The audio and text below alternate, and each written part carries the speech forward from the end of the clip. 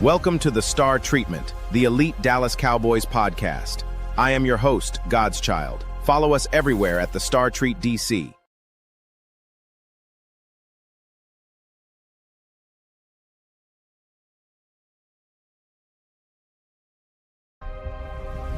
Welcome to the Star Treatment, the elite Dallas Cowboys podcast. I am your host, God's Child. Follow us everywhere at the Star Treat DC.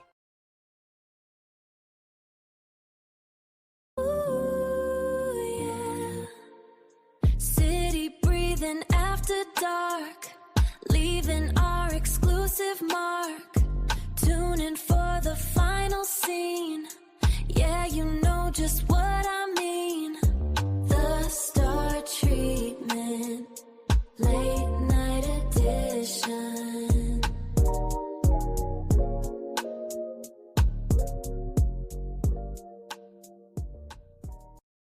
Ooh, yeah. City breathing after dark, leaving our exclusive mark. Tune in for the final scene. Yeah, you know just what I mean. The Star Treatment, Late Night Edition.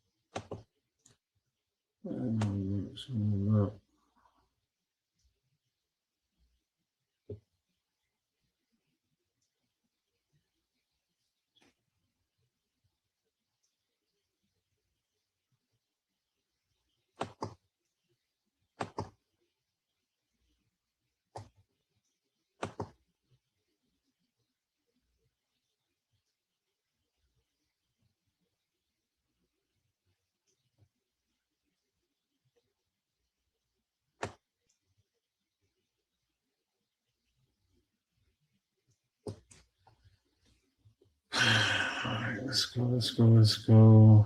Let's see. All right, so we are streaming.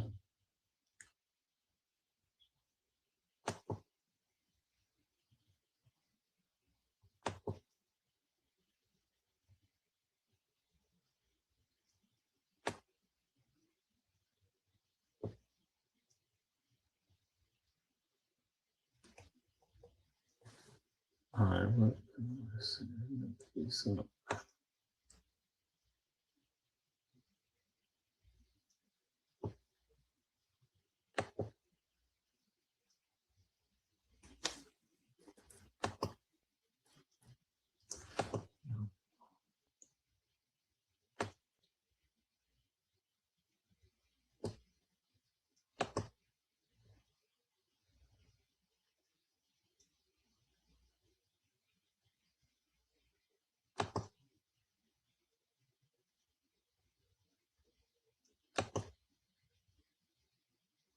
Tip of one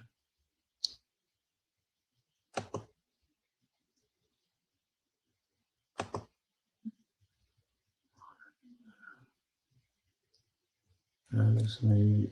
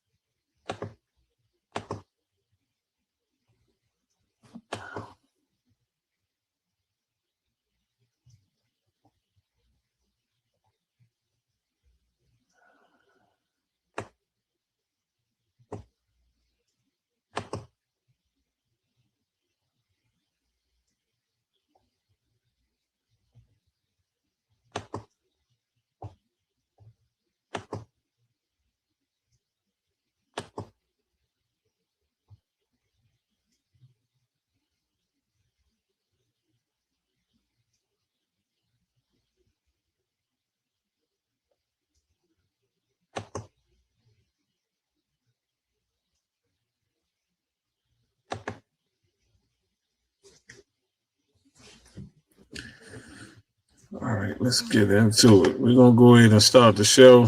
All right, I got a lot on tap for y'all, so just make sure we locked in because got a lot to go over with y'all, man. How y'all doing, man? I'm your host, God's Child. This is the Late Night Edition. This is the Star Treatment, all right? For all those who haven't been part of any of the shows yet, we're trying to stack these shows. We can continue to grow the fan base here. Got Cowboys Nation. Everybody know that's the fan base for the Dallas Cowboys, but we want to start a new fan base. We want Cowboy Nation to be part of that, and any Dallas Cowboy fan to be part of that, all right? This is the Star Treatment, all right? This is elite coverage for the elite fans out there. We're going to call ourselves Elite Nation, all right? Got a lot, man. I got a lot to get into. We had a great show last night, and then I just kind of want to double down, like I said, on these shows, man. So I'm going to give you just a little introduction and then some music, and then we're going to get right into it. Welcome to the Star Treatment, the elite Dallas Cowboys podcast. I am your host, God's Child. Follow us everywhere at the Star Treat DC. Ooh, yeah. City breathing after dark, leaving our exclusive mark. Tune in for the final scene. Yeah, you know just what I mean. The Star Treatment, Late Night Edition.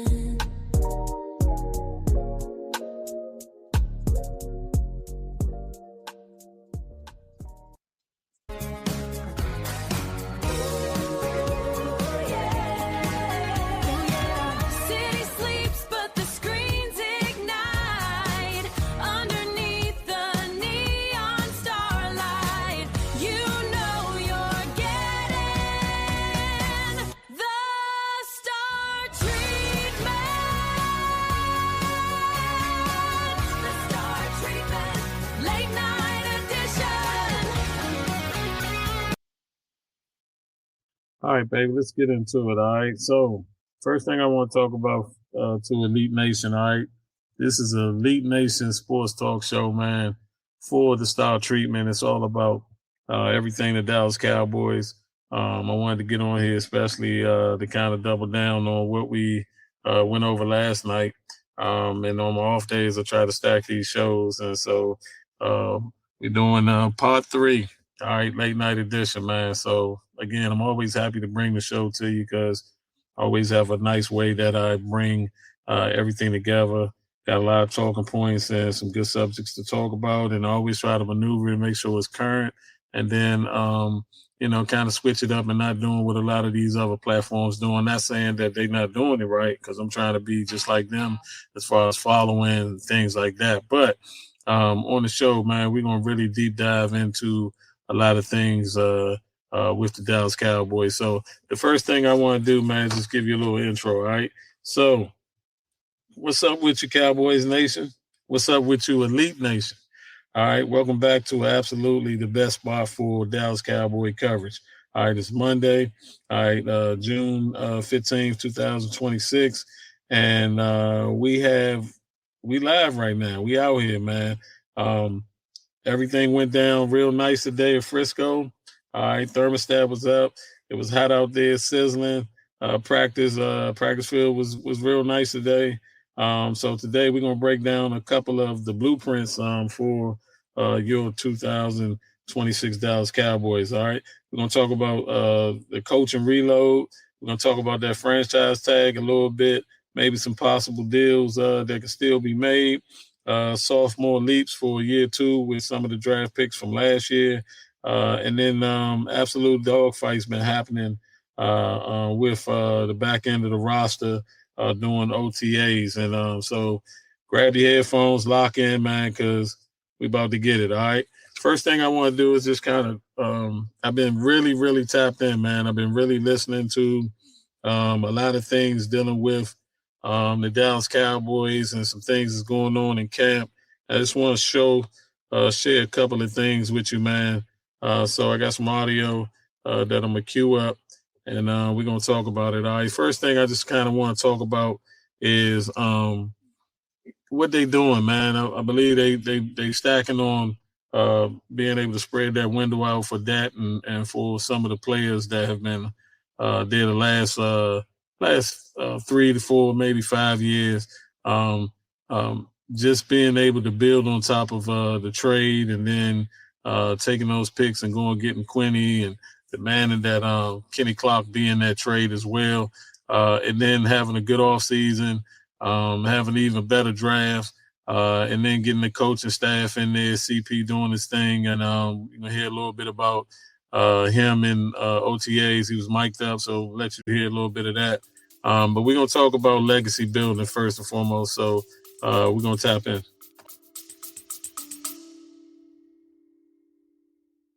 808 thump. Hey, Elite Nation. If you ain't following yet, what we doing? It's a star treatment where Big D's new era get the royal welcome. Hit that follow button at the Star Treat DC.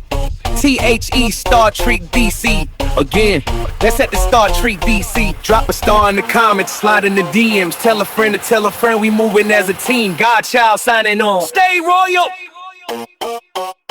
Elite Nation. I think all greatness starts with this, becoming a family first. Because only football families win championships. Football teams and organizations, it's too hard for them. And that's what I told these young dudes, man. I said, listen, man, you see all those old heads running around here. All we have is our history. All we can do is reminisce about our history. You're on the field right now, put pen to paper. You're writing your history. You right now, every play, every day, in every way, you are out here writing your history. Right well.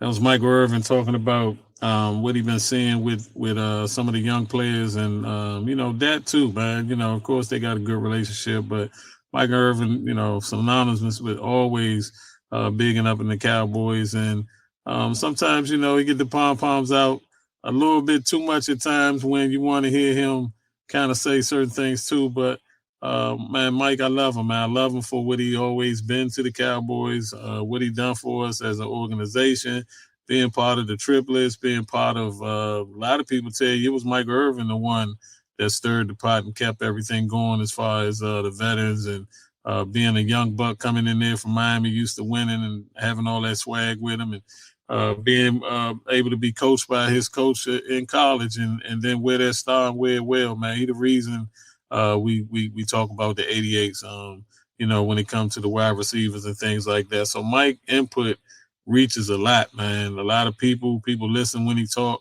and he's not delusional. I mean, he just chooses not to talk about a lot of the negativity stuff. He like to talk about the positives, and he like to be encouraging as well. So, and I appreciate that about Mike. But like you said, man, he was just talking about those young fellas out there and those players, man, that's hungry to win.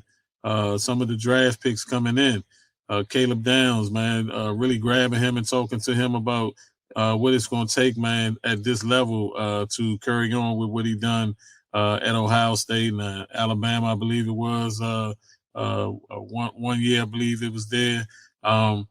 Just him bringing in his leadership ability and being around great programs and stuff, bringing that to Dallas and putting his work in the film room in the class, and then showing that leadership to the veterans. And the veterans been talking highly about Caleb Downs as well, man, as far as what he been doing with his time as a piece that's going to help the Cowboys become great again.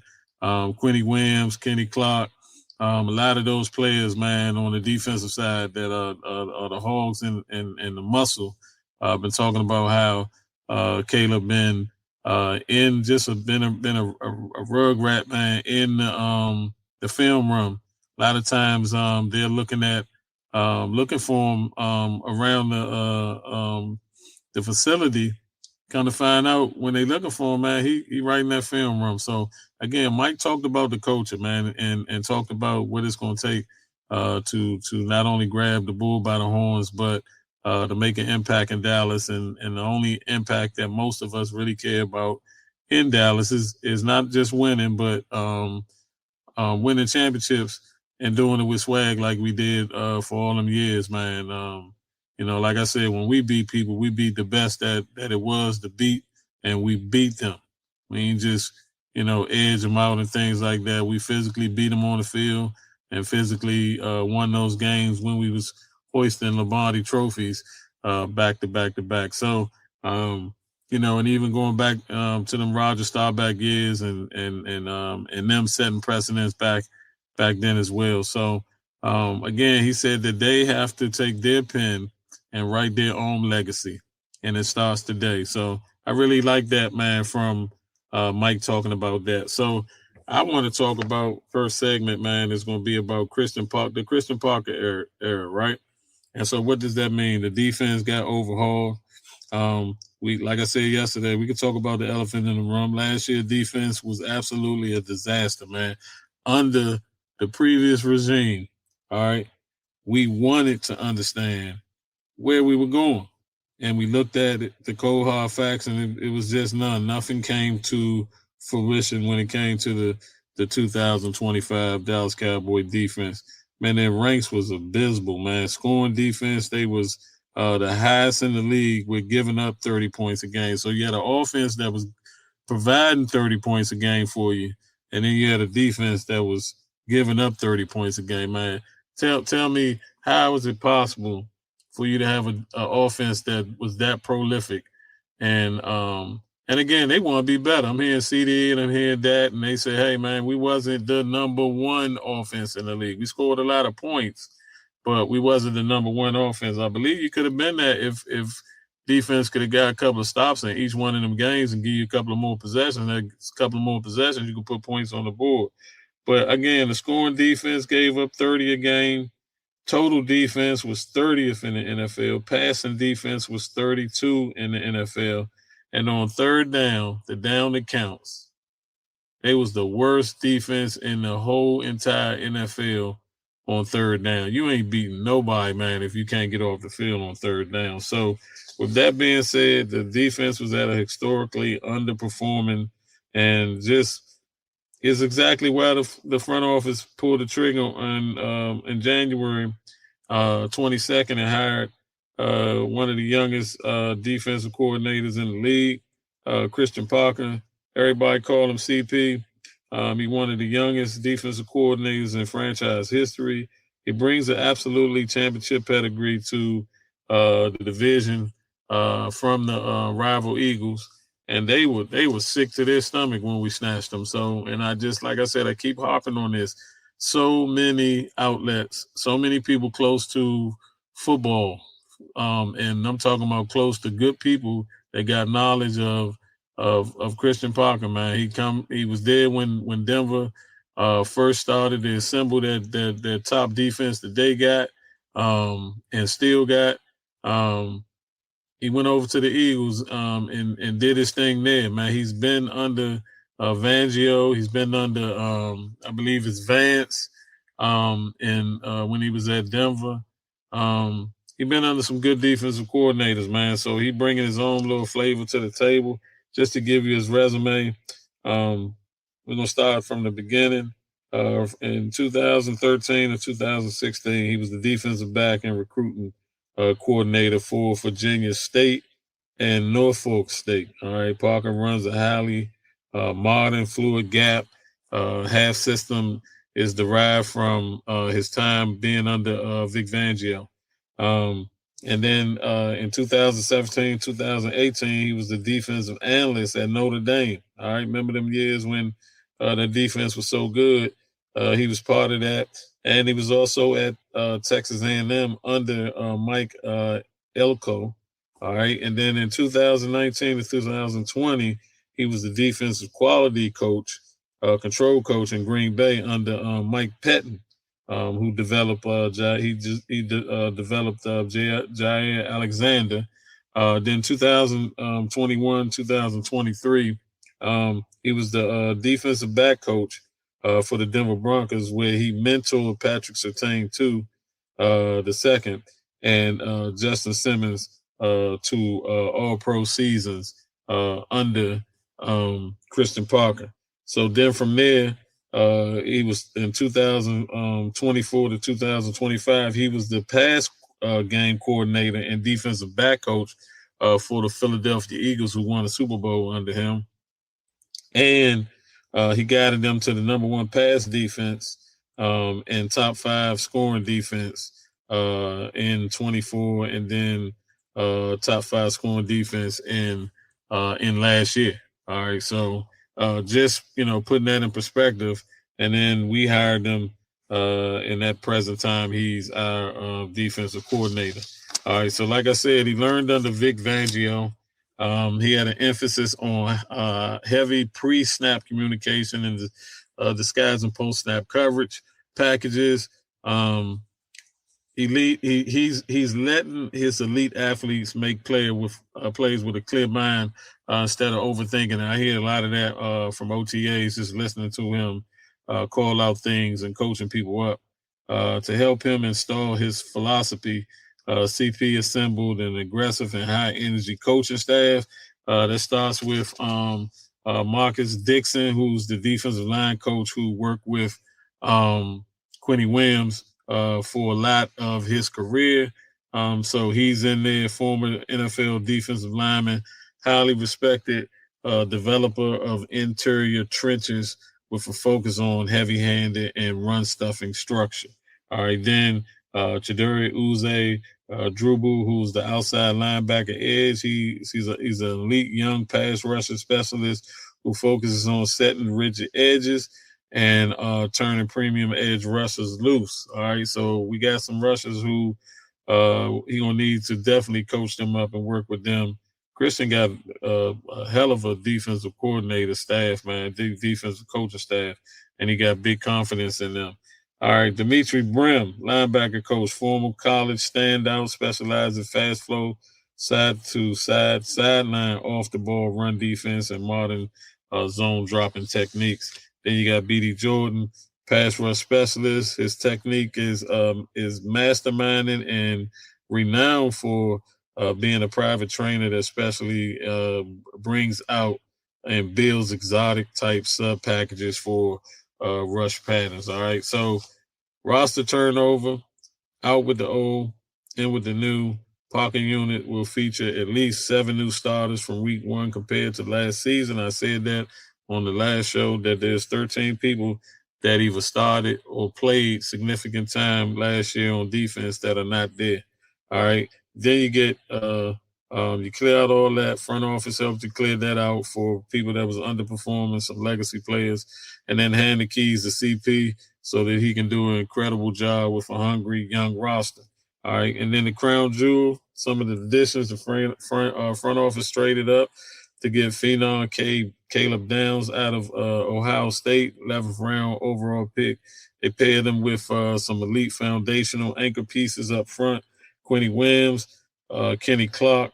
You got a high cap number, but you place that with high octane energy and speed, and then having that defense being built now on modern spacing and just execution of the scheme. All right.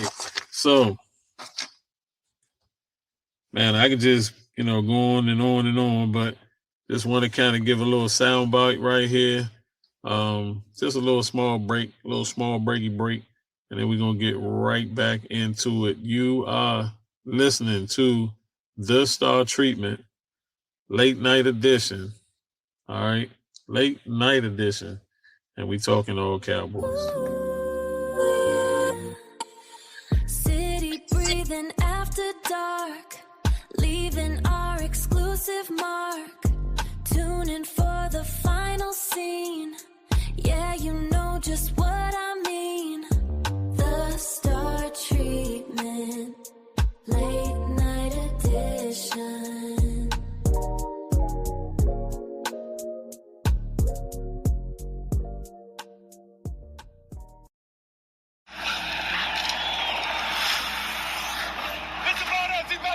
One, two, three, win. Nigga over half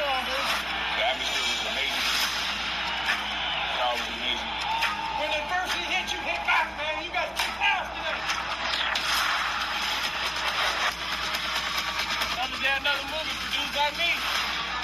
Watching my dog go crazy, pretty sure he enjoyed it. We got all of us out there. We can't guard all of us. See you later for a touchdown. Javante touchdown. Fergie for a touchdown. It's a blessing to be out there with those guys. So Lee Davis, 43 on the turning it over, big field goal. Oh, that man, the goal. You stack these days, you stack these wins. I'm so proud to make this move.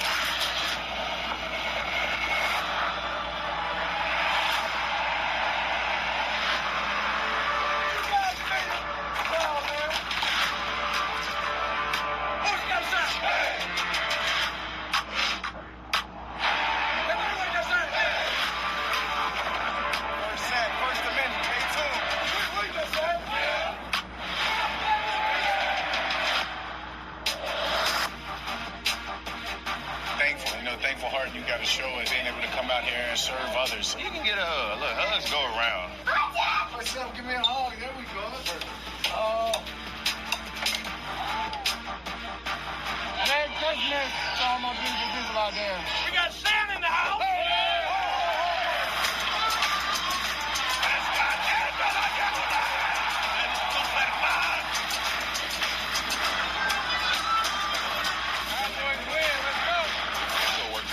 Legacy all the way to work for. The heartbeat of this football team is different. I can fight you guys anytime, any place. We can only do so much alone, but together, we're healthy.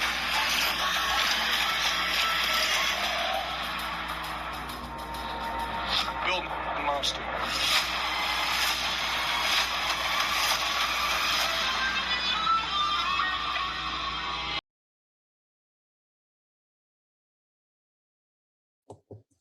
So that was just a little energy from what's been going on in camp. And, some of the energy from last year was kind of like a little montage put together. Just letting you know, giving you a little insight on the culture change from Shoddy's first year. And now we just excited about his second year, all right? I'm going to give you a hot take, man, for Christian Parker, all right? Christian Parker, I want to look in the camera when I say this. He's going to transform that defense from being 30th in the league to a team that's going to be close to top 10. And what I'm saying by that is, and some people, they shooting for middle of the pack. I'm shooting for that too, but my hot take ain't going to be middle of the pack. I'm saying that there's potential and opportunity that I believe in, that this defense is going to be one of the best defenses in the league. Probably not top 5, but I'm going to say they're going to be in that top 10. All right, maybe at 10, teetering at 10. You got a mixture. Like I said, that defense was horrible last year, so you ain't got nothing but up to go anyway. But middle of the pack is what most folks is asking from this defense, and I think they're definitely going to meet that. I'm going to take it a step further and say that they're going to be a top 10 defense this year, for this season. You got a mix of Quinny Williams up front. You got Caleb Downs on the back end. I think that's going to make it a little hard, man, for some opposing quarterbacks out there with that man calling the defense and being so multiple as he always talk about. All right. Elite Nation, my question for you is, do you think Christian Parker can fix our secondary in 1 year? Did the front office leave him too young on the boundary? I want you to drop something in the chat on that. I'm going to repeat that again. Elite Nation, your question of tonight is, do you think Christian Parker can fix our secondary in 1 year? Or did the front office leave him too young on the boundaries for that to accomplish? I want you to drop something in the chat. Again, follow us on Twitter X right now and on Instagram at The Star Treat DC. All right, it's everything Cowboys. Make sure you follow the live stream on Facebook, YouTube, Instagram, and Twitter X again at The Star Treat DC, and follow on Facebook and YouTube at The Star Treatment. All right, it's where we want you to interact with us everywhere. You can jump in the live chat right now, and you can do that. All right, everything elite about the Dallas Cowboys. I'm speaking to Cowboy Nation. I'm speaking to all those Dallas Cowboy fans. But as far as when it comes to the star treatment, everything elite. So we talking to our fan base, Elite Nation. Again, the question of the night is, do you think Christian Parker could fix our defense in 1 year? All right. Now, let's get to the second part of the show, supercharged, because I'm hyped up about my man being in Frisco today, showing up, and that is George Pickens, GP. Man, he supercharged the star today, man. Let's talk about it, man. He came in last year, ignited the offense. He arrived as a blockbuster trade from Pittsburgh. That was back in May of 2025. And then he put the work in, man. Absolutely a master class in the debut season wearing that star. So, again, 3-year statistical trajectory when it came to him. He was always looked at as a good wide receiver. A lot of people thought he was a problem for teams. Jerry was willing to take a chance on him. All we did is give up a 3rd-round pick for him, and he wound up leading the team in reception. So let's look at his years, man. So he always had good stats. His 2023 season with Pittsburgh, he had 63 receptions. He had 1,140 receiving yards, 5 touchdowns. His accolades was, being able to just take the top off vertically and being a weapon. Of course, he didn't have the good quarterback play there. And then in 2024, he had 67 receptions. He had, again, posted another 1,155 yards in receiving. And then he had 6 touchdowns, and he was clearly number one wide receiver in a tough offense. The offense wasn't great at all on no levels. And then last year with us, he had astronomical year, 93 receptions, 1,429 yards, 9 touchdowns. He was AP second team, All-Pro, made the Pro Bowl, and was the Pro Bowl offensive MVP in that game. All right, so he did his thing, man, last year while wearing that star. And, just want to, put that out there as far as respect. He came in today, showed up for OTAs.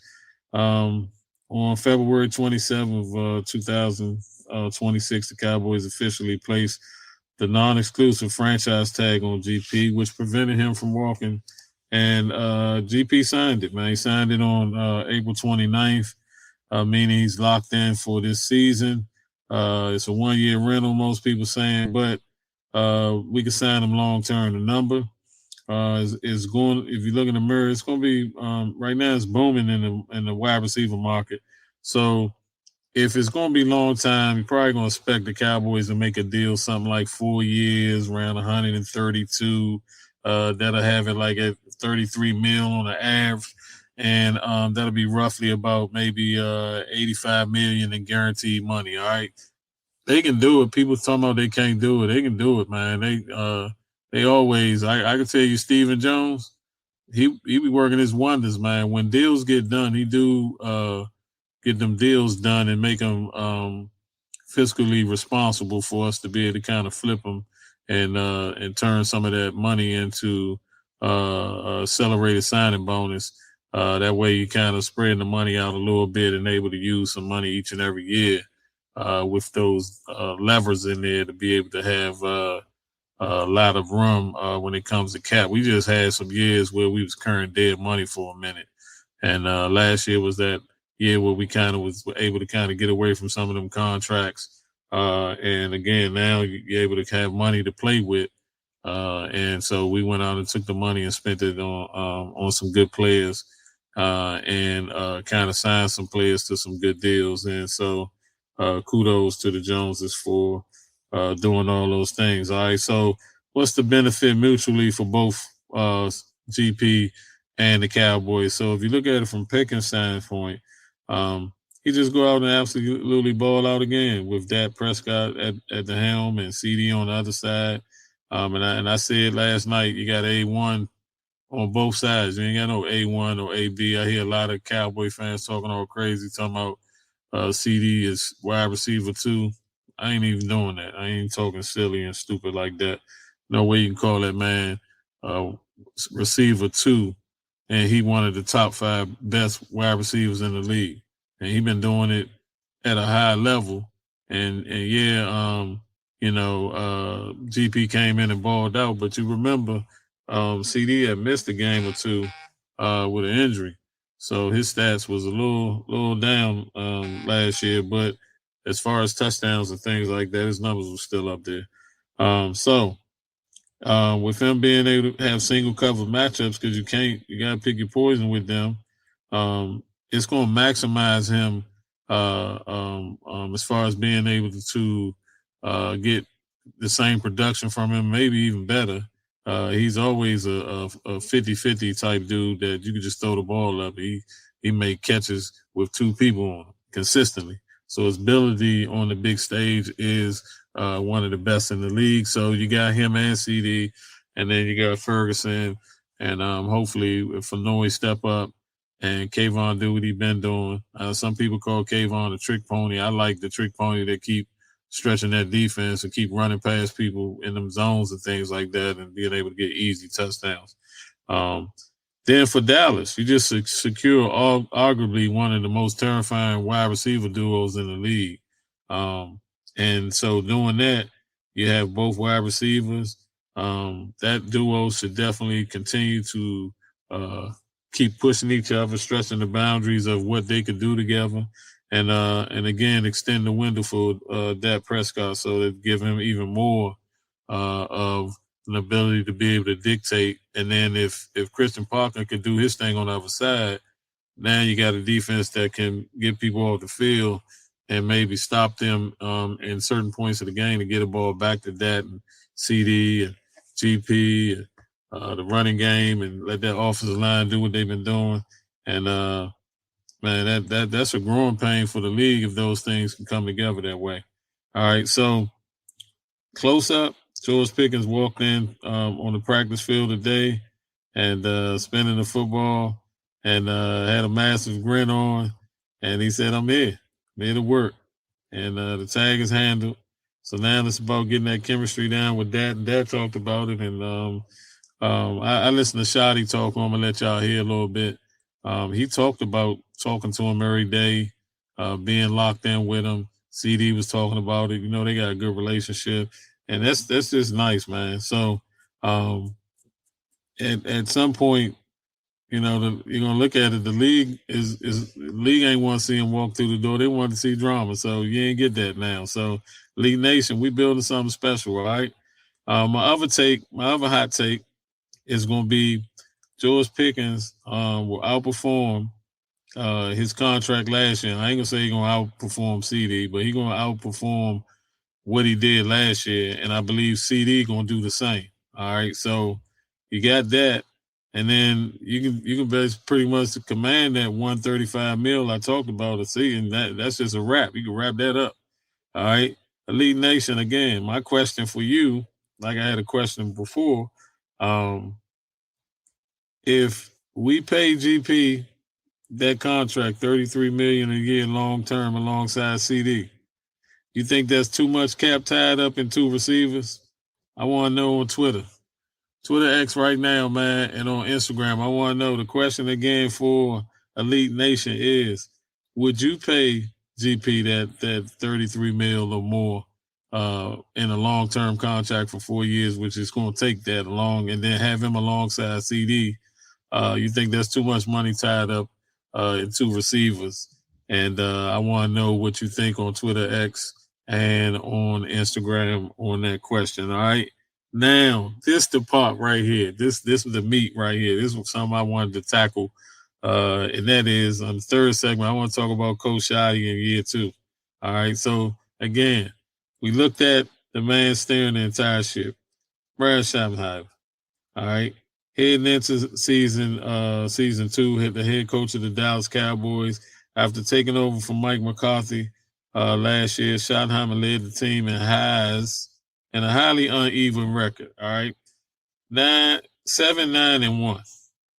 Make no mistake about it. That's a mediocre record all day, every day. All right, but it was because the defense just was a complete mess and a complete collapse. But on the other side of that, Schottenheimer led an elite offensive attack that was dynamic for the entire year. Not just a little bit of the year, but the entire year. All right? The offense ranked, total offense, they was ranked second in the NFL in yards.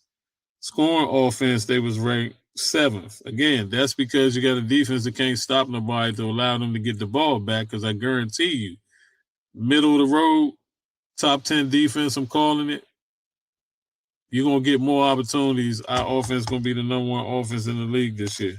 All right? Barring injury. Ball security, they went the top 3 fewest giveaways in the league. So that means that while that offense was prolific, they was not turning the ball over. They had some games where they did do that. But Schottenheimer's system is a blend of a signature West Coast elements, which he got that from his dad, and some other places he'd been at, deep vertical timing concepts. And for the entire year, he was the play caller that was handling the offense.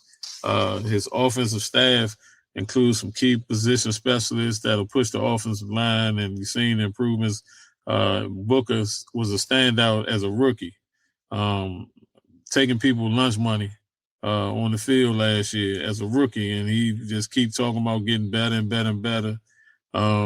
So if you got them being able to protect some leads and being able to run the ball, it's like pick your poison. And then that defense just need to do what it do and need to step up. All right. So I think I got the soundbite queued up.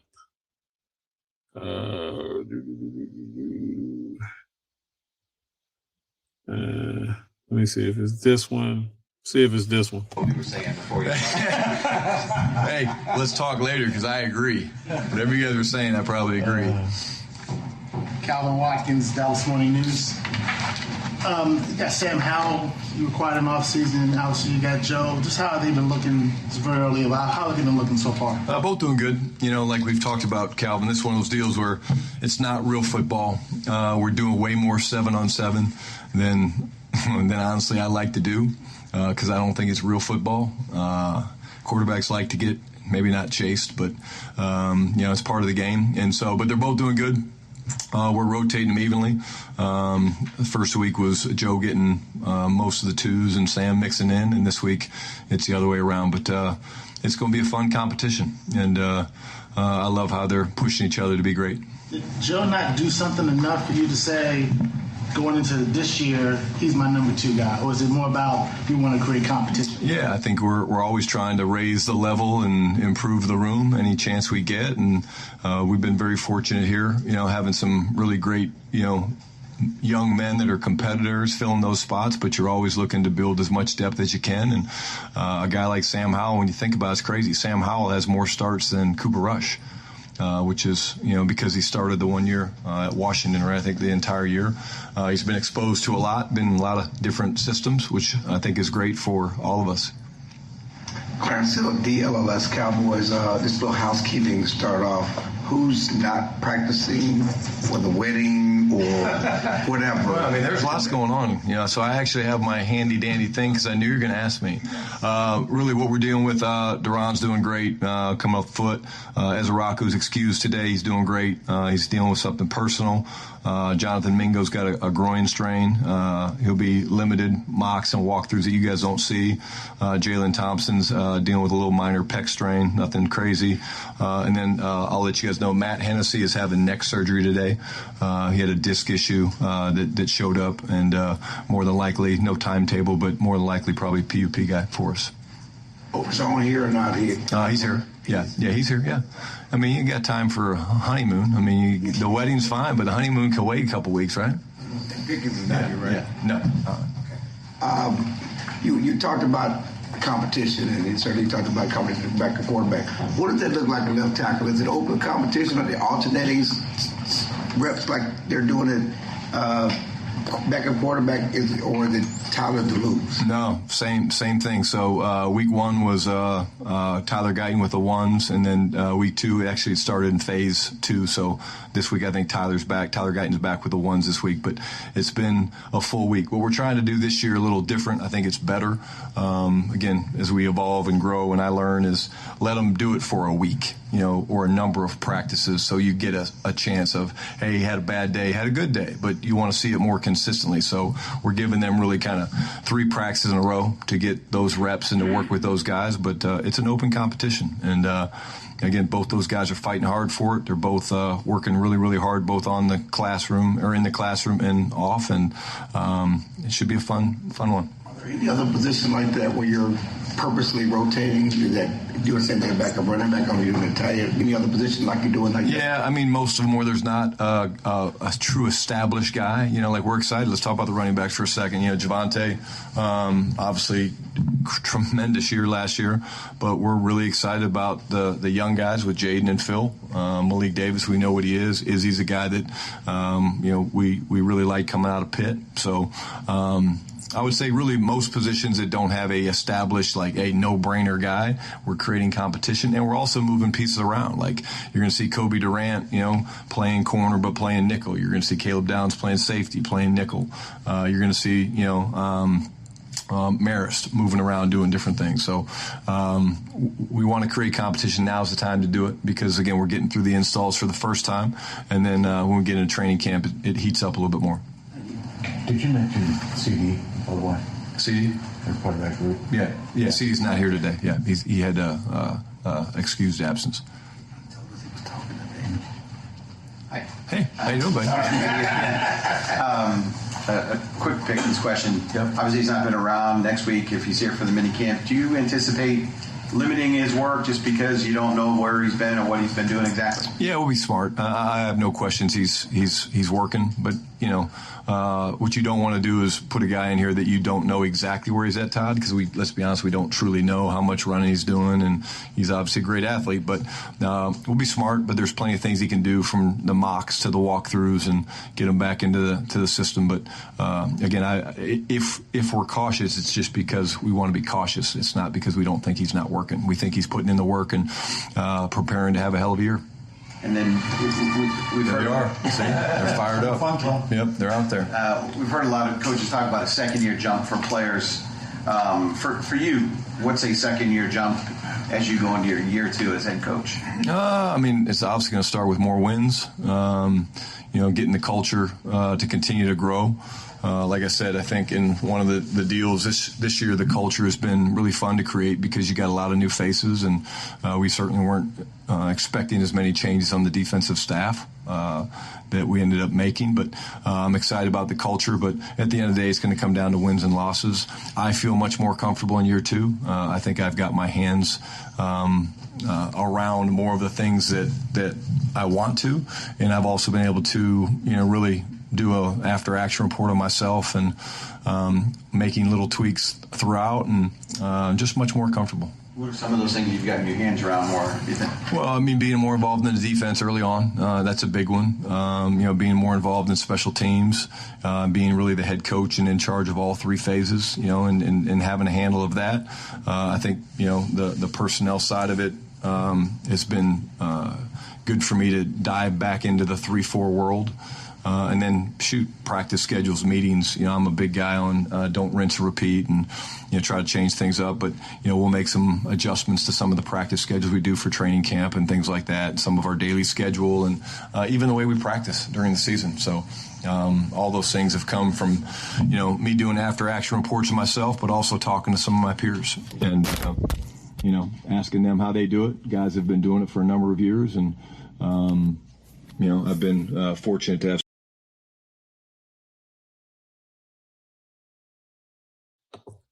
So that was just a little bit from Shoddy, man. Hey, I told you, man, like, y'all better stop playing with that, man. He had a nice year for a head coach coming in who was supposed to be lame duck coach, yes man coach, supposed to be somebody that's just there for the position and not mean anything really, because it's Jerry's team and he's incapable of letting his coaches do their thing. And I think Jerry got tired of hearing a lot of the mouth from some of y'all people out there that think y'all know more football than him.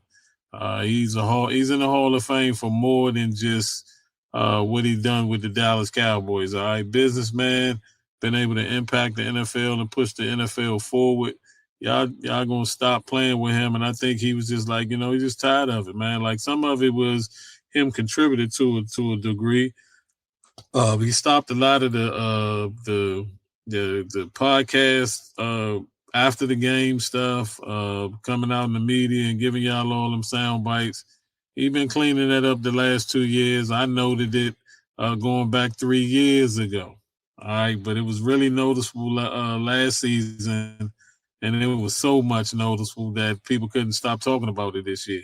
All right, because they didn't think it was real. But the guy gave you it last year, gave you it in the off season, and then he only talked because he always do a State of Union address during the combine, right after the combine, and he gave you that and told you some of the things like they got long-term plans for George Pickens, and he was truthful with you to let you know, he didn't talk to the agent yet, and a lot of people, keep thinking about the Micah Parsons deal and things like that, but Jerry know what he got in GP, and he always is transparent with his players.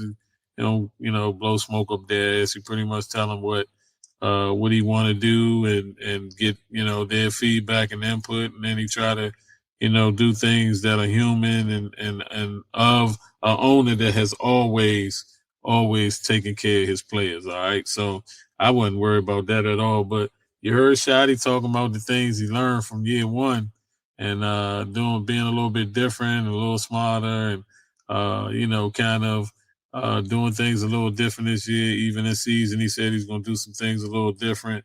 Man got a plan. Man always had a plan. He talked about 2 coaches that if he can get them on his coaching staff, he was going to do that. So big shout outs to Shoddy. All right.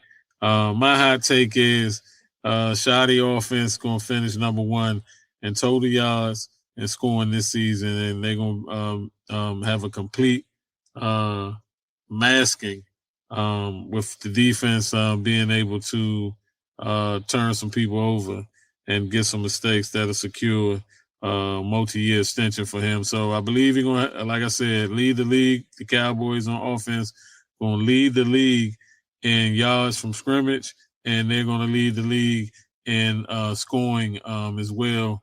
And I believe he's going to get a multi-year deal after this year is over and secure his spot as head coach of the Dallas Cowboys. All right. So, Elite Nation, my question is, do you got full faith in Shoddy as your head coach?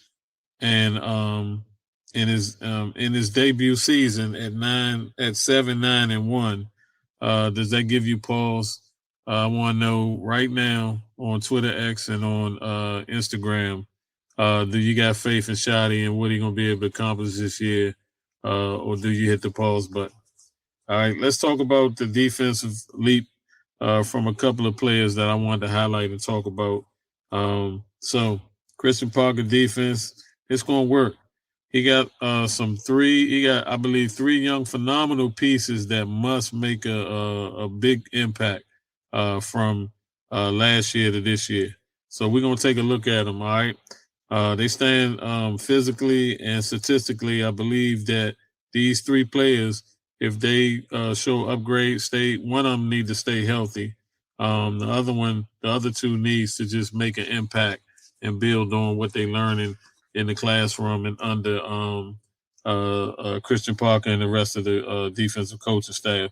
So number 1 for me is Agent Zero, DeMarvion Overshown. All right, he's locked in right now as the Mike 1, so he's the middle linebacker right now. His stats from last year: 28 tackles. Again, he didn't come back until late in the season. 28 tackles, 15 solo. He seemed like he really wasn't healthy, and that was just 6 games. He had a total of 218 total defensive snaps.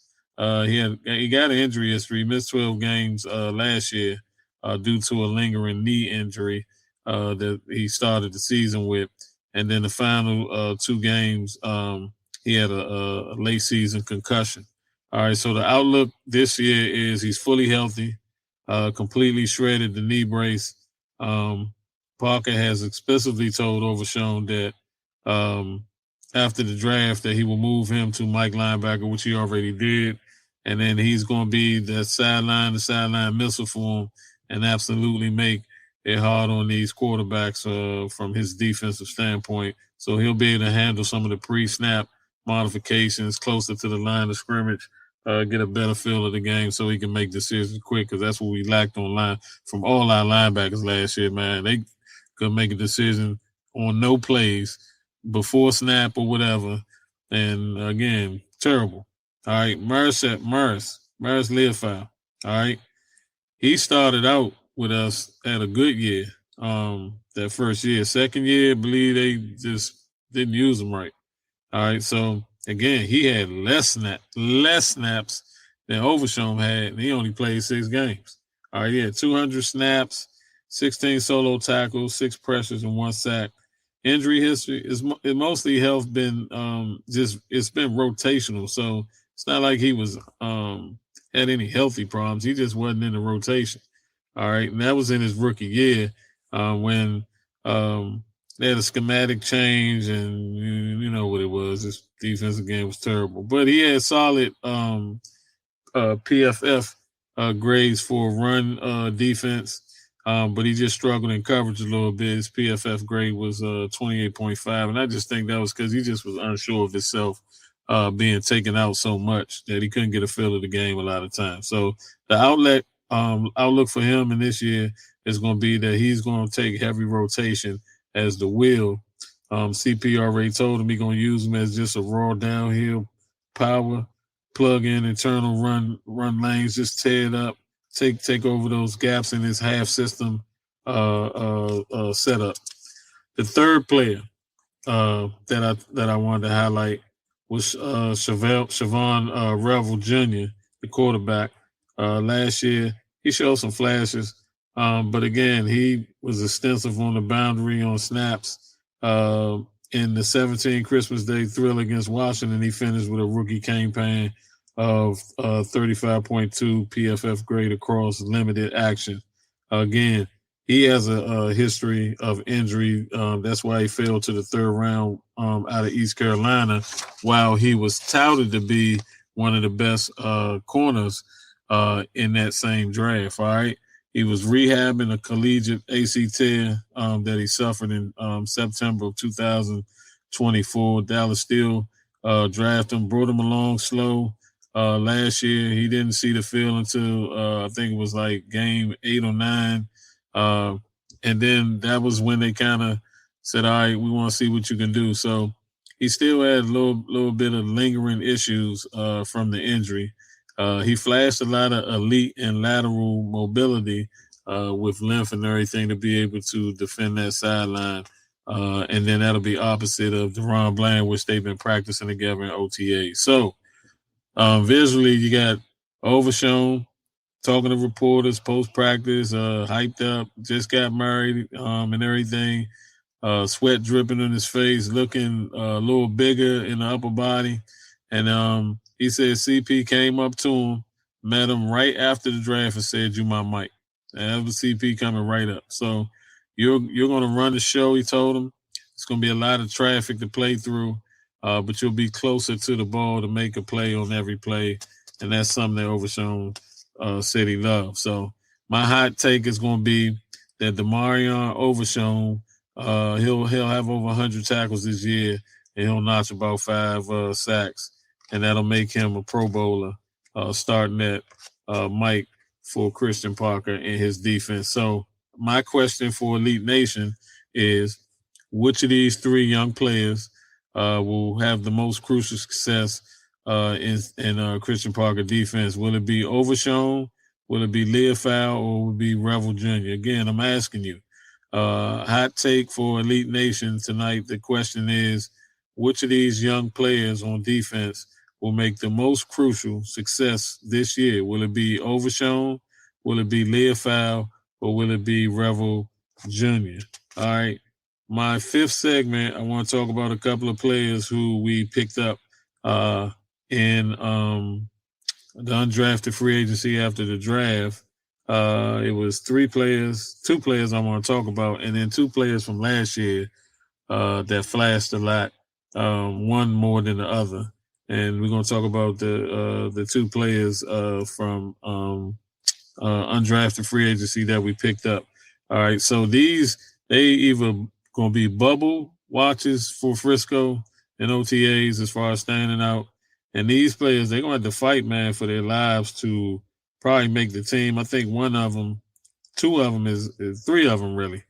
I think three of them, two of them for sure, I think, going to make an impact. One, he was in the doghouse last year, but listening to him talk this year, interviews and stuff like that, sound like a different player. And then Anthony Smith, who was a standout in college. Small college, though, but he was a standout.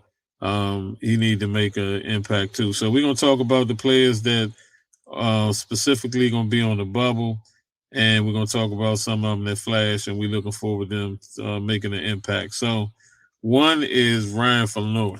All right, let's talk about him. So last year, the year before, he was our 2024 pick. He flashed with plays, making plays deep downfield, being able to stretch the defense. Late in 2025, he averaged about 36.9, so that's about 40 yards a game over active weeks. The buzz around OTAs is Flournoy has he's just caught in a logjam at wide receiver behind Lamb and Pickens. Anybody would be.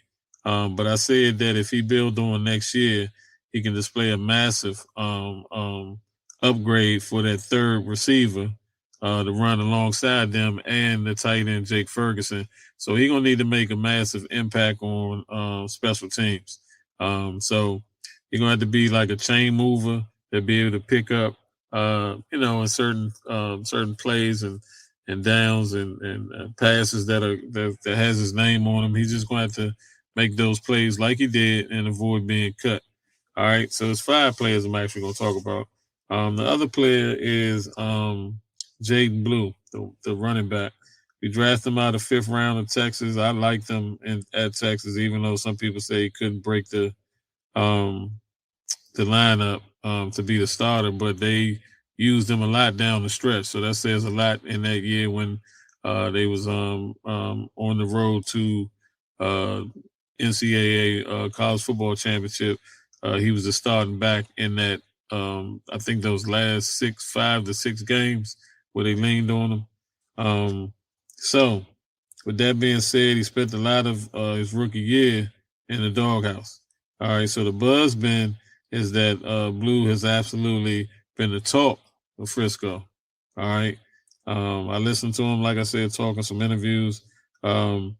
He has taken a stranglehold of a change the pace back, having those duties. He's flashed elite receiving upside too as well out the backfield, which they love about. And he got explosive dynamic about him being able to cut and stuff like that on a dime. He showed that in that game where he ran for almost 200 yards rushing as well. So he showed flashes of what he can do, and he'll be running back too. Some people think it's going to be Maffa, but I just think it'll only be Maffa if they want to go that thunder and lightning type thing. If they want to go lightning and have a player that all he need to do is just learn how to pick up blitzes and stuff like that to protect that back there, because you can't be on the field if you can't do that part. But he flashing and he just seemed like a different player. Even Coach Shoddy talked about that. So he just need to continue to build. All right. And then I want to talk about these three players. First person I want to talk about is Michael Trigg, the tight end, undrafted out of South Florida. The buzz been crazy with him, 6'3", 240. Trigg flashes a rare athlete trait for the red zone and red zone drills. He's been absolutely crazy. If he can master that, the blocking script and he said he liked doing that as well. His natural receiving capabilities could easily make him move from tight end 3 to tight end 2, and I think that's where he's going to be at anyway. All right. The other player I wanted to talk about is Drew Shelton. They talked about him. Possibly the coaching staff said he made an immediate impact as far as cross training was concerned. Dallas have him taking extensive reps at both the tackle spot and kicking inside as a guard, maximizing his versatility. They said he'll probably start with certain things to help provide him so that he can step up when like being on an island or whatever. So I think they're kind of just trying to see if he can play and be versatile playing two different positions. All right. So again, like I said, he's definitely turning some heads down in Frisco and OTAs. All right. The fourth person I want to talk about, fifth person actually, I want to talk about is Anthony Smith, the wide receiver we got. Again, undrafted free agent. He's in that class of our 2026 class. The buzz about him has been he's just absolutely speed merchant. He lights it up going deep down the field, special teams and return drills. That's what he's going to need to do to make the team. A lot of people going to be able to do that. Coach Shoddy talked about that as well. Elite consistency as a route runner improves his vertical separation caught Shoddy eye as far as, what they've seen on film. And then, what he's been doing since he's been at OTA. So I'm not going to give you a hot take on that. I just want to say that I think there's a chance that those three players, undrafted free agency, all of them can make the team. They're just going to have to do it in different ways. All right. Now, before I exit, I just want to talk about the real chatter that's been exclusive. All right. That's Caleb Downs. The hype train is absolutely at a fever pitch.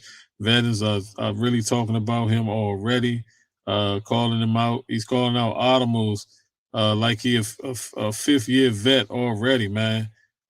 So you got that going on with him.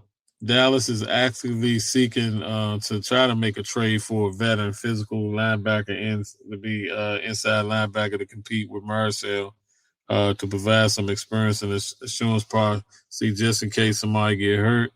Primarily Overshown. So they're looking for a potential, future day 3 asset to try to possibly get them that player as well. And my hot take is going to be that Jaden Blue, he'll make the team. He'll compete for the second running back spot, but he definitely going to have to do some great things on special teams to be able to make that happen. And I believe he's going to have over 700 yards from scrimmage this year. So that'll be the ultimate compliment to Javonte Williams. All right. So, Elite Nation, my last question of the night is, which one of the 5 standouts that I talked about won't make or will make the 53-man roster? Drop your comments in below on Twitter X, on Instagram at The Star Treat DC. Again, that's at The Star Treat DC. All right, I just want to play some audio for you. Play a couple of some of the other audio that I had for you, and then we're going to make it on out of here.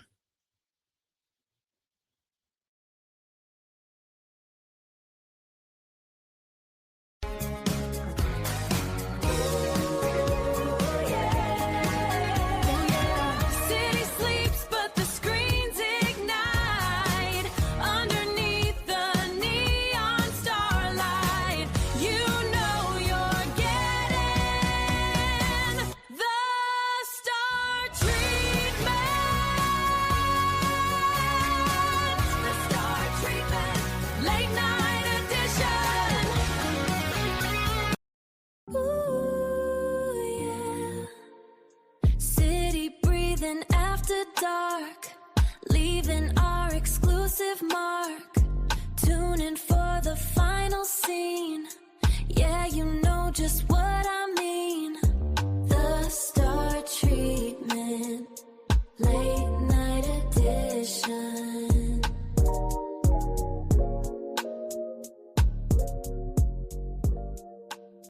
at the Star Trek DC.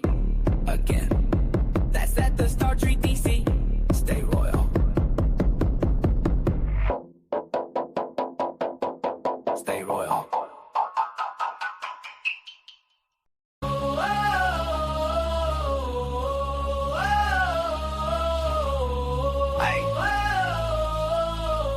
Thought we was finished when 11 walked out.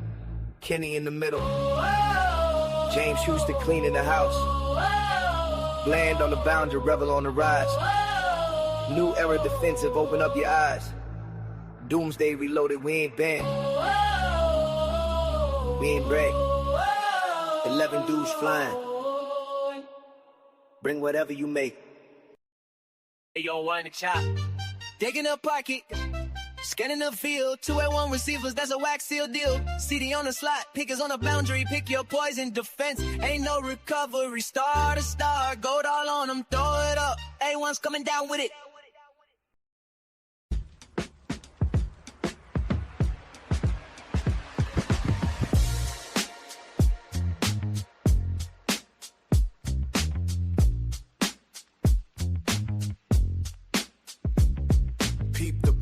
See the digits in the glass, legacy on the knuckles, we don't worry about the past. 5 stars on the chest, glitched in the design. DC to the world, yeah, we crossing every line. God's child on the mic, yeah, we crossing every line. God's child on the mic, turning coal into ice. God's child on the mic, turning coal into ice. Giving Cowboys Nation a whole new slice of life. No cap in the booth, just the truth and the facts. No cap in the booth, just the truth and the facts. Elite takes on the table, no holding anything back.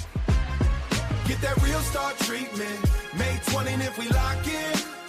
12 p.m. on the clock, the winning streak begins. Stay hip, stay connected, join the broadcast on the link. We the elite of the nation, faster than you can blink.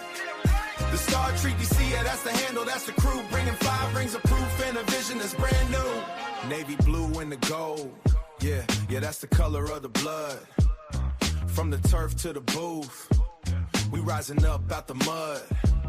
Iced out pendant swinging, shining like the sun. May 29th at 12, yeah, the work has just begun. Exclusive coverage, top tier minds in the room. Clearing out the competition, hear the rumble and the boom. Elite Dallas Cowboys, yeah, the name says it all. When you dealing with the stars, you never gonna fall. Get that real star treatment, May 20th if we lock in. 12 p.m. on the clock, the winning streak begins. Stay hip, stay connected, join the broadcast on the link. We the elite of the nation, faster than you can blink. The Star Trek DC, yeah, that's the handle, that's the crew. Bringing 5 rings of proof and a vision that's brand new. 5 rings, 1 show, the elite. You heard the stats, you know the history. Now witness the future. Set your reminders, we waiting on you. Get that real star treatment, May 20th if we lock in. 12 p.m. on the clock, the winning streak begins. Stay hip, stay connected, join the broadcast on the link. We the elite of the nation, faster than you can blink. The Star Trek DC, yeah, that's the handle, that's the crew. Bringing 5 rings of proof and a vision that's brand new. Hey, the Star Trek DC, we out. May 29th, don't be late. When you get to year 11 of this stuff, and it's like, how do you find a motivation, or like, okay, this is still an important time of year? I know it's a dumb question. Yeah, no, I mean, I get your point. I definitely get the ask, but I'm a big believer. You're getting better, you're getting worse. So just when I walk in these doors, anytime I walk in these doors, I'm just trying to be very intentful for anything and everything that I do. Obviously, as you said, being this far in, not only just me, obviously leading the other guys, making sure they understand just how valuable these reps are, how valuable it is, just us getting to be around each other this time of the year, invest in each other, investing in our brotherhood and the culture and everything that we're trying to build. This is the time of the year that we're going to get to hang around outside of the facility together the most. So when I come in, it's just that. It's enjoying the guys in the locker room. It's getting to really know, obviously, all the new guys, the young rookies, while building a culture and a brotherhood. And then anytime we're in the weight room meetings, it's the same old, just being intentful, making sure that I'm getting better, and in every aspect and with whatever is at that moment. Even though he's not here, they said you've had some throwing sessions with George. How have those throwing sessions been? Yeah, I mean, they were early in the offseason, but they were great. George is George. He's great. He's awesome. The personality, excitement, his energy was consistent as it's been. Those times that I got to throw with him, and honestly, just even communicating with him through phone as we have in these last couple of weeks. Yeah, George is great. I'm excited about where he's going to be. I'm excited about when he gets in and the work that we're going to have to build off of. But yeah, George is George, and he's fine. What's the early off season mean? February, March? I don't even know what today is, brother. It's June. It's flying by. It's flying by. Probably March, maybe even April, maybe early April. How many sessions did y'all have? Few, two to three, something like that. Yeah. Do you expect it next week, or have you had any conversations about that? I haven't had any conversations, and to be honest, would love for him to be in. But even if he's in, I doubt it's he's going full go, jumping in the team. I would hope not, to be honest. Just being protected and being smart. So just hope he gets in, just to see some of the new guys, meet some of the new guys, and I'm sure he'll be in. What has stood out to you about going against this new defense? A lot. Starting with just their DC, Christian Parker. Obviously excited about when we got him, but now having spent time with him, having to compete against him, just his leadership for one. You can feel it amongst each and every one of the position groups on defense. You can feel their intensity. Probably just going against them, their communication. When we motion or we make moves or calls, they're as loud as we are. They're echoing, and just a defense that communicates loud. Usually a defense that's sound. So just excited about that. They've already made it hard on me. They've already made some of these practices very competitive, and the trash talking, the energy has been high. It's iron sharpens iron already, and I can tell you it's only going to get better. Camp's going to be fun, and we're going to make it tough on each other best we can. Dak, Ryan Flynn came on a little bit more last year towards the end. What have you seen from him, and what's his next step in getting more incorporated into the offense? Becoming a big-time guy. I mean, I think it's been beneficial for him, just one, having the year he had, but then getting in this offseason and not having GP here, and then even days, right, where maybe C's not here, he's the one guy in a sense. And for him to get in there and to take those reps, him to be in a primary role and has shown up each and every day with the right energy, but making plays out there, becoming a leader, becoming a vocal guy. I expect big things for him, but that's just who Flo is. The QB room has changed again. How competitive is that competition with Joe and Sam behind you right now? Yeah, competitive. I mean, they're switching it out, right? I'm pretty sure it's an even rep count from the moment Sam's got here, and obviously we promote competition on every which way, and that's why I tell those guys they should be competing to push me as well. So that's the culture in the room we're creating. We're brothers through it all, but we're going to push each other, and we're going to try to get the best out of each other by bringing our best each day. And so it's been exciting. It's been a great room. I'm excited for both of those two, and love the way that they're competing. What's different about Coach Schottenheimer in year two?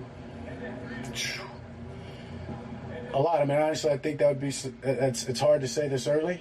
I think as a year one guy, and he even alluded to it.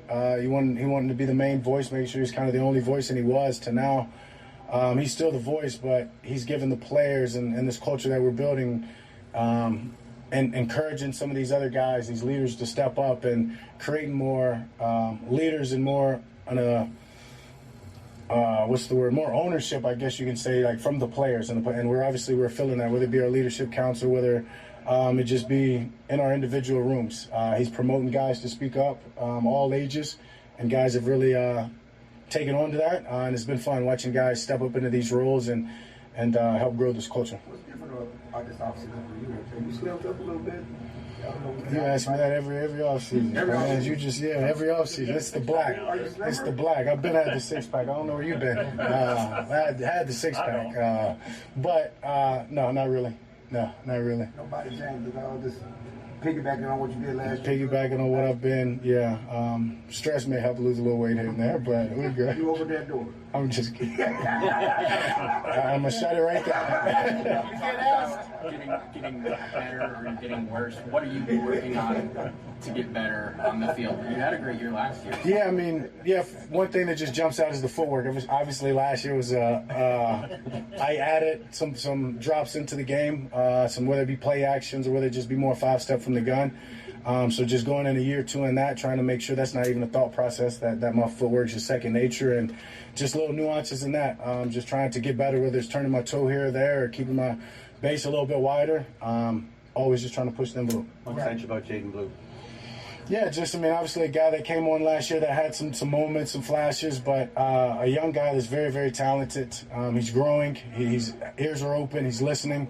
And you get the ball in his hand with his speed, with his ability to make people miss. It can be fun. So we just got to find ways to do that. Yeah, Sam has talked about how he kind of looked up to you growing up, and he's been in the league for 6 years. Has it flown by that much for you? Does 2016 feel like that long ago? Kind of both. It feels like yesterday at times, and then we're watching cut-ups or clips from, maybe plays back then, and I look at myself and realize, like, the way I even look to Clarence's point or the way that I'm playing the game, it feels like a long time ago from that standpoint. And so, as I was saying, I'm just trying to be intentful every time that I come in here and making sure I give all these young guys every lesson that I've learned on and off the field to make sure that they can get through them as they come up in their life faster. Being intentful about everything we do. I let them know, and you're going into year 11. Like, you're still going to see me taking notes, being diligent to the atoms. You're going to still see me finishing after rep. And the point being is, if I'm doing it, everybody should do it. And that's the way to make it in this league. Control what you can control, and just trying to be an example for that for all these young guys. And yeah, I've had teammates now tell me, Tyler Guyton loves to tell me that he was in middle school, when I was playing. And so I was watching you in middle school. So now I'm getting reminded often of what everybody was doing 10 years ago. What do you think of the Rams' moves this offseason? When they get Myles Garrett and they give the quarterback $50 million, what do you think about what they're trying to do over there? We're trying to win, so are we. Different ways to do it for everybody, different strokes, different folks. Obviously, that's a hell of an add Myles Garrett, but they let go of a hell of a player too. So it's great for them, obviously, but we got to take care of ourselves here. This is way too early to be looking left or right or around the block at what somebody's doing. This is the most important time for us to worry about us, and then we can worry about the Rams when we play them, or in preseason if we scrimmage. You mentioned the young guys. What have you liked about this rookie class and how they've attacked becoming pros in the NFL? Yeah, very, very mature rookie class. I don't know if it's a part of, just the age, right? Just being blunt, the guys are coming in much older than they were in the past or have in the past, and have a lot more experience, and so you feel that. You can feel they're not the young 19-year-olds or whatever it is, or just trying to learn. They're coming in, they understand that there's a way here. These guys have been managing money. They've been doing a lot of the pro things now for a couple of years, so I credit them. They've come in with the right mindset, with the idea to listen, to earn my respect, but at the same time, I've got to go and put stuff on the field to make sure that I can impact and help this team, and every one of them. Credit Caleb and Malachi, obviously being the first round of those. The first rounders usually kind of, called the leaders of that group, but I can tell you there's a lot of gems in that group, whether it just be talent or whether it be personality and men, and they're going to help this team. Caleb, what do you see from him when you talk about what he's showing you? Yeah, true young pro. Super, super excited for him. Young career, long career ahead of him. Could talk about him honestly all day. I've got now a chance to spend some time with him here, golfed with him outside the facility. He's wired the right way. I'm super excited for him to be on that defense, to lead that defense, not just the defense, this team. He's a good example of pretty much that whole class, that whole rookie class, and they all follow his lead to that extent, and impressed, very impressed. Pretty good. I was impressed there. Did he beat you? He beat me. He beat me. He did. Do you feel like Bowman? No, it's fair to ask. No, I don't. I really don't. And I was talking to somebody outside of the building. It was some, a leader in their workplace, and they were talking about getting older and relating to other people. And I said, it's on us. It's on us to feel old, and it's on us to relate. Like, we can find something in common with each and every one of these people, but it's on us to approach them and to have those conversations. So, if they just tell me, 10 years, this and that, I feel old. But when I get to, what have you done in the last 10 years and find out where they're from, how many brothers and sisters they have, what their parents do, like, there's always commonality, and you can find it. And so for me, it's just about doing that. Then that allows me to relate to them, and then, make them feel free and comfortable. They can come up and bring anything up to me. Speaking of relating, can you relate to some of the contemporaries like Josh Allen and Lamar Jackson and their quest to try to win a championship, because that is where you're judged in a sense? Yeah. Stone, Absolutely. You play in this position. I've said it before. I mean, that's how you're judged, is winning the last game and winning that game. And anything other than that, you're warranted to get because you know you haven't won that game. And so if you're not wired that way and if that's not what pushes you, you should probably find a different job in a different position. So I think we all feel the same. And if I know those guys are like me, it's an obsession. So, yeah, it's about making sure that you give everything you can to this team and give them the chance to do that. I don't know if you've seen, but this San Antonio Spurs do this like pregame thing. That's kind of like your have you seen it? What have you thought of it? Yeah, I've definitely seen it. Definitely pulling for them. Obviously, not only because of that, but because of Texas as well. It was just super cool. I mean, obviously, I got sent to me numbers of times from different people, but it was just funny. Obviously, they added their own mix into it. Yeah, they've got some good hips, and hopefully, they get some game 4. Did Lane Kiffin send you those shoes? Absolutely not. Hell State. You just checking the offense from last year. You noticed like incremental areas where y'all can improve. What was the biggest move you said? Yeah, red zone. Just plain and simple red zone. I mean, we talked about it last year throughout the year, and so you get into the offseason, you look at the numbers. I don't remember exactly what it was, but one of them we were, I think, 30th in some red zone ranking, and that's just unacceptable, especially with the players we have, the talent we have, the coaches we have, the schemers. So that was put on notice for everybody, the whole unit, and we're all, pushing not only get better in that, but as you said, every aspect, but that's a place that you have to get better at. Overshown said that he has wanted to be a Mike linebacker since his rookie year. How do you see him in that role? How do you see him being successful? Yeah, I mean, one is the guy he is, the personality, the way that he's wired. He wants to command. He wants to make the calls. He wants to put everybody in the right spot. And so, I mean, it's very, very fitting. I mean, obviously, he's a locker mate next to mine, and you feel his aura. You understand how people see him. People relate to him. He influences people, not just the linebackers, not just defense, but across the team. And I think that's a hell of a position for him. Obviously, his speed. He can go sideline to sideline. He's a smart player. I'm super excited for him. One more. What's the makeup of the best Mike linebackers you've played against? Knowledge. I mean, I just think about, practicing against Sean Lee for years, playing against Luke Kuechly. Obviously, Fred Warner's a hell of a player. A lot of times they have an idea of what's going on, a pretty good idea of what's going on before the ball snap, whether it be the formation, whether it be something that some players given up on film, but they're usually film junkies. They're super smart. They're the quarterbacks of the defense, and you can feel it from them communicating, them making their calls, getting people in place, and then always being around the ball. 808 thump. Hey, Elite Nation. If you ain't following yet, what we doing?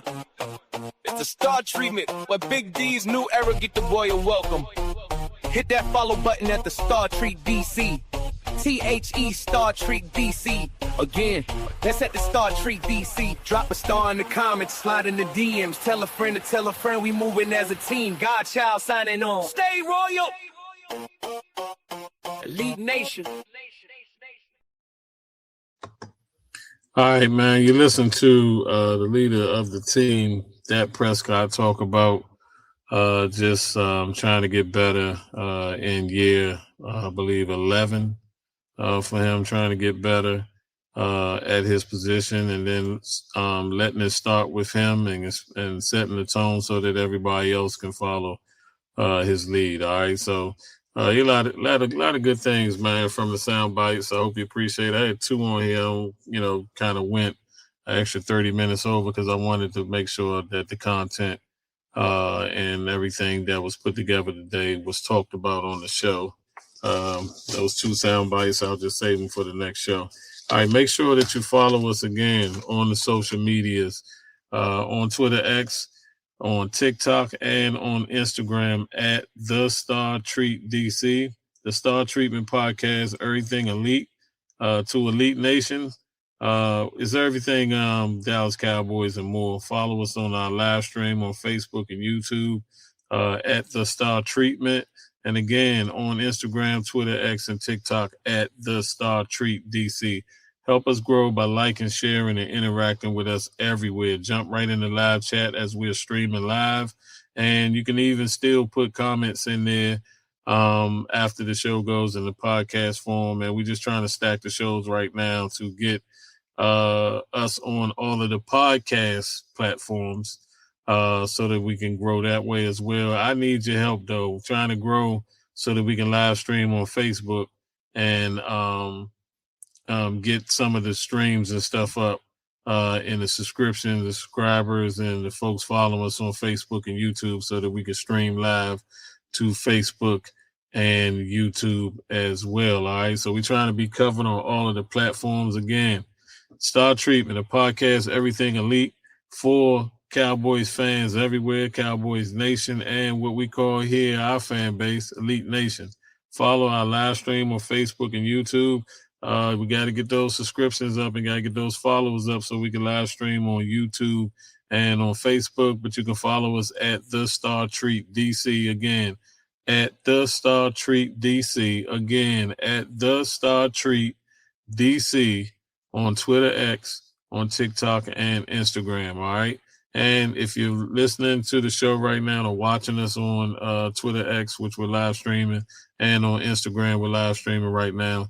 We're trying to get those followers up on Twitter X. Just scan that QR code in the corner right there. It'll take you straight to our Twitter X account, and you can just follow us back that way. We always keep a link in there for our live stream. So anytime we live stream, you just click that link on all of our social networks. All right. About to get out of here. Y'all take it easy. God bless. Can't wait for the next show. Y'all take it easy, Cowboy Nation. Let's do this. Help us grow. Spread the word. Share any post. Share any content. And make sure you drop us a line as well. Y'all take it easy. God bless. See you on the next show.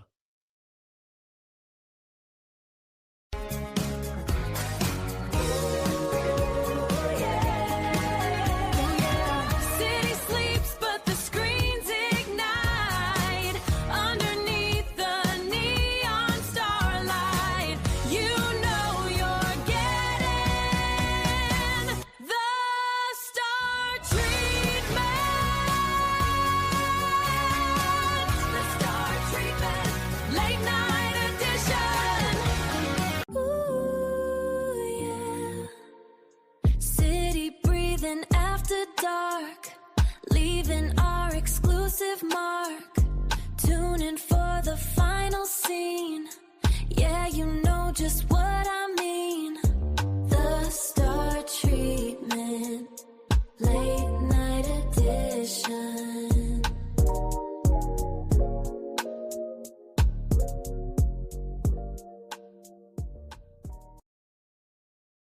Ooh, yeah.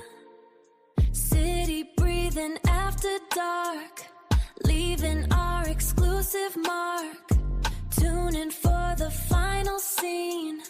Yeah, you know just what I mean. The Star Treatment, Late Night Edition.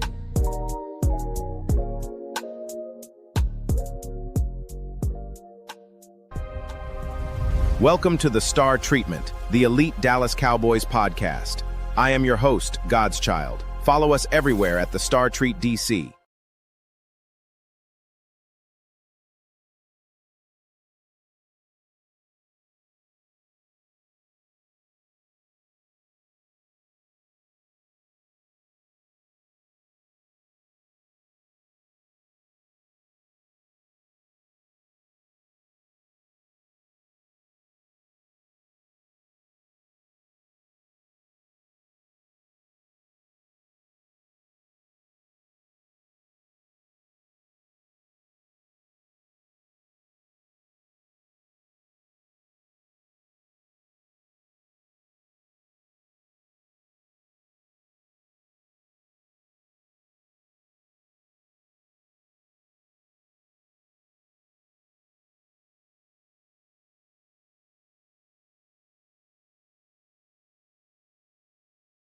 That's a wrap on another episode. Lead Nation, the Star Treatment, the only Cowboys podcast to talk to you. Not at ya. From Shoddy standard to CP's defense, from Dak and the A1s to dogs in the trenches. We covered it all, we broke it all down. Big D's new era, the royal welcome in town. But the show don't stop when the mic go off. We keep the movement alive across every platform. Follow us at the Star Treat DC, THE Star Treat DC. Again, that's at the Star Treat DC. Twitter, Instagram, TikTok, the whole thing. Tap in with the family. Hit a bell ring until next week. Stay royal, elite nation. God's child out, the Star treatment, baby.